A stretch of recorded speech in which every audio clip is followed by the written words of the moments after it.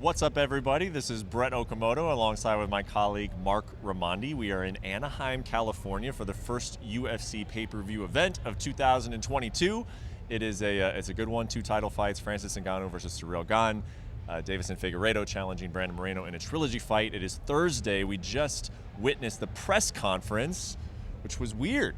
It was unique, Brett. It was a weird It press was a unique conference. press conference. I mean, I'm trying to think back on what possibly could have been a stranger press conference. Maybe it's because of the fact that they're all speaking their second language. None of them were speaking their first language up there. I thought there were some weird questions from the media, quite frankly. It was something for everyone, I suppose. It was strange. Complete clash of cultures, clash of languages. You had Francis Ngannou feuding apparently with the French media. You had Deiveson Figueiredo feuding with the Mexican and Mexican-American fans here in Anaheim. Yeah. It was absolutely wild. I think it was like over an hour long. Yeah. There were, 4 different languages spoken, actually 5, including English. Of course, there was English as well. It was a weird one, but still very excited for this card, Brett. I'm absolutely excited for the card. And if we try to glean anything from this press conference, I think we can, right? To me, the most interesting thing, the one I would want to get your take on, is what do you make of the dynamic, or this little brother, big brother, or who has the edge, who has the mental edge? What happened in their sparring? What is going on there between Francis Ngannou and Ciryl Gane, and do you see an advantage there somewhere? Ooh, yeah. I mean, there's I know they say that it's not personal, but it sure felt like there were at least elements of being personal there. And Ngannou took a very, very harsh stance, almost to the point saying that we were never even teammates. We trained together a few times. We were never teammates. And, of course, Ciryl Gane and his coach, Fernando Lopez, think otherwise. He was at the MMA factory for 5 years. Gane was there for at least, 2 and change years during that time.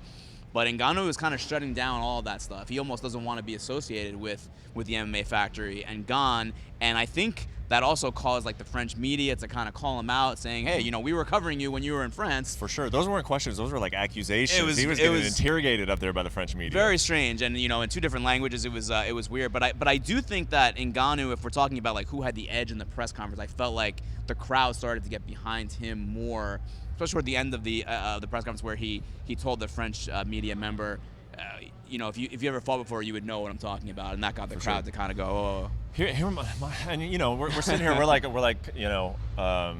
armchair quarterbacking here, but Francis needs to be under control in this fight, though. All fights. I think if there's one thing that can get him in trouble, it's when he gets too out of control. Absolutely. And that's something that Eric Nixick has worked on with him a lot at Extreme Couture. And, he has the contract issue. He has the Ciryl Gane former teammate issue. He's got his former coach.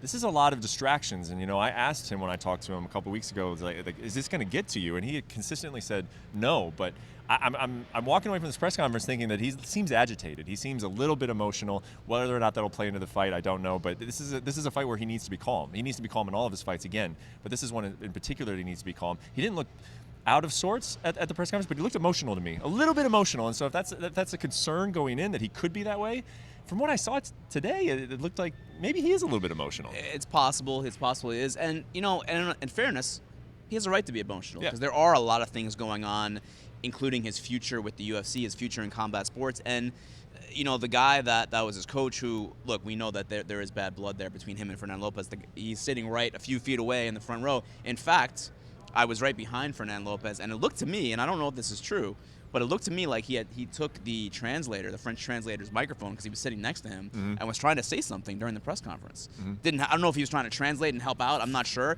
but it looked like he was trying to say something, but the mic was off. I'm not sure where that was going to go, or if it was going to go anywhere. But there's a lot of things going on. There's a lot of baggage there. And I was in Paris a few weeks ago, Brett. We spoke on Zoom for some of our YouTube videos, and I mean, there's no doubt there's emotion on all fronts, including Fernando Lopez. He admitted it's going to be very emotional. This is a guy that he taught MMA, basically, going against his new prodigy, and there's bad blood, and it's a whole thing. Yeah, I think stylistically it's a challenging fight for Francis, so hopefully he doesn't have any sort of mental hurdles to get over. But as I mentioned, there's a lot of stuff going around outside of this fight. Real quickly on the co-main event, Deiveson Figueiredo, I thought that he was kind of a bully as a champion. Then he was unable to bully Brandon Moreno, and then when he shoved him in the press conference in Phoenix, and he just couldn't get under his skin, and I thought that had an impact on him. I kind of think he's having the same problem now. It just seems like he's trying too hard to intimidate a guy who's not going to be intimidated by him. What was your take on it? it was very difficult for him to have, to get any traction with anything he was saying, because the fans here were, I would say 95% of the fans here were to see Brandon Moreno, not Francis Ngannou, not Ciryl Gane, not Deiveson Figueiredo. This was a very heavy Mexican and Mexican-American crowd. I think it'll be the same way, Brett, on Saturday. For sure. And that can't be anything but an advantage for Moreno. So everything that Figueiredo was saying, first in Portuguese, then getting translated, it was all getting booed down. So he really couldn't, if he was trying to have some kind of a effect on Moreno's psyche as far as bullying or trash talk, certainly didn't work. Thanks for watching ESPN on YouTube. For live streaming, sports, and premium content, subscribe to ESPN+.